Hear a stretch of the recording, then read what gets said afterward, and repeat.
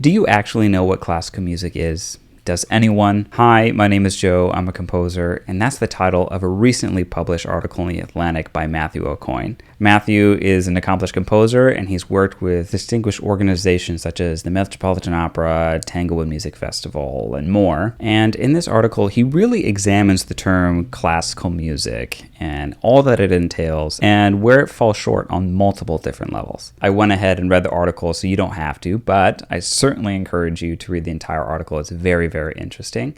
And I thought I'd summarize a few key points that I noticed and also offer up my 2 cents where I agree and where I disagree with Matthew. Full disclosure here, everybody has an opinion, like everybody has a tuchus. So this is just my opinion that I'm offering here based on my analysis of the article, but I highly encourage you to drop your opinion in the comments, and I hope we can have a great conversation. Without further ado, what the heck is this article even about? Pardon me while I get my notes. After reading the article, I think Matthew is trying to make 3 claims here. The first claim that I think he's trying to make here is that identifying classical music solely from sound or our perception based on what we feel and know classical music to be excludes music that has the same practice or tradition across centuries with differing sounds from the definition or from what we think classical music is. At this point, I have to distinguish what I'm talking about when I say classical music. Now, there is a period of music called the classical music period in which there was a certain compositional practice, there was certain structures, idioms, instruments used. But in this context, when I refer to classical music, I mean classical music as a genre, as a way for us to describe a certain kind of music.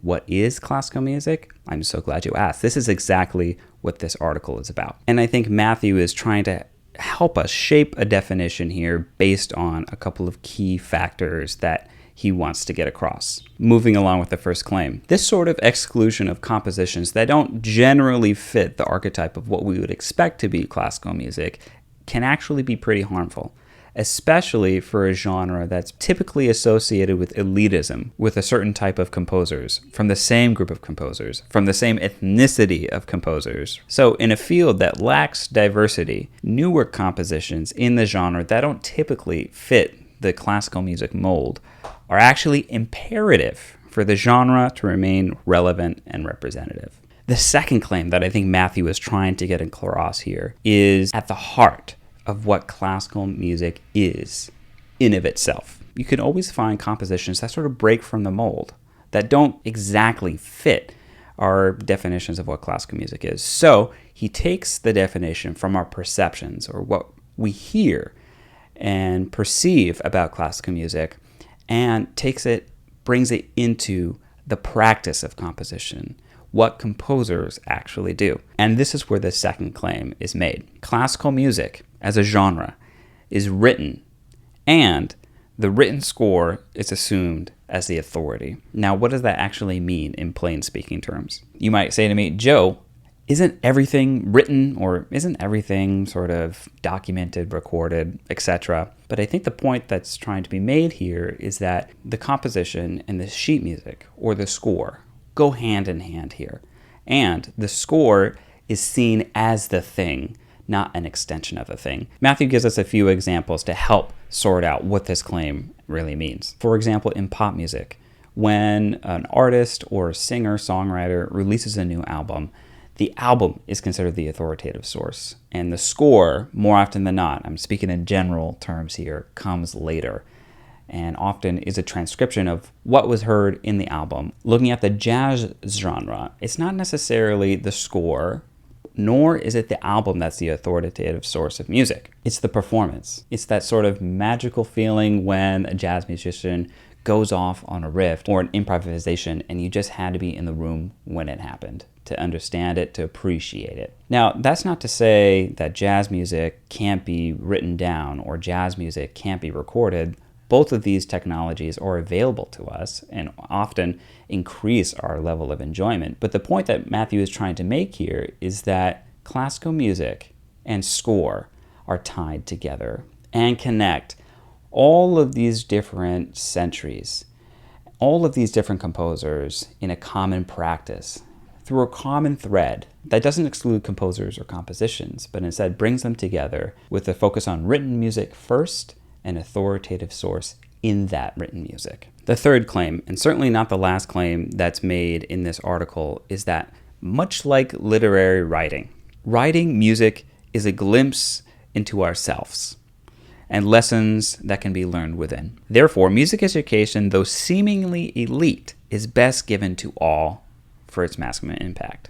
Matthew goes on to say that oftentimes public education can't provide even the basic understanding of what music and writing music with the score mindset first can produce. But much like writing a novel or much like writing a book, where all of these different layers and structures can be composed, the process itself can lead to a revelation or lead to us learning something new, either about the process itself or ourselves. One of my favorite lines from this article is, "Written music matters for the same reason written language does.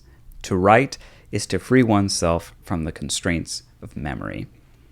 It's possible in a novel or essay or a nonfiction narrative or a book of poems to devise an aesthetic structure full of details, depth, and digressions that would be far harder to construct in a purely oral storytelling tradition, one in which verbal transmission works through either memorization or improvisation. Considering these claims and more in the article, I certainly agree with Matthew that classical music is a really, really broad definition for a genre that encompasses multiple centuries. The term, at least how it's used in popular culture, can oftentimes lead us to losing sight of the nuances within the periods of classical music and within compositions themselves. But does that require us to consider a whole new label or a whole new definition of that label? I'm not so sure. I'm not so convinced. Of course, within the genre of classical music, there are multiple subsequent different periods, and depending on your familiarity and experience with each of them, your knowledge and ability to discern between compositions in those different periods increases. At that point, we can simply relate this conundrum that we face with the broad classical music moniker with a lot of different other monikers in a lot of different other fields. Our ability to discern nuance simply goes up the more experience that we have in that particular field. There is another point that I really align myself with Matthew on, and that's this idea that contemporary compositions in this practice ought to be included in the definition and serve the genre by being included.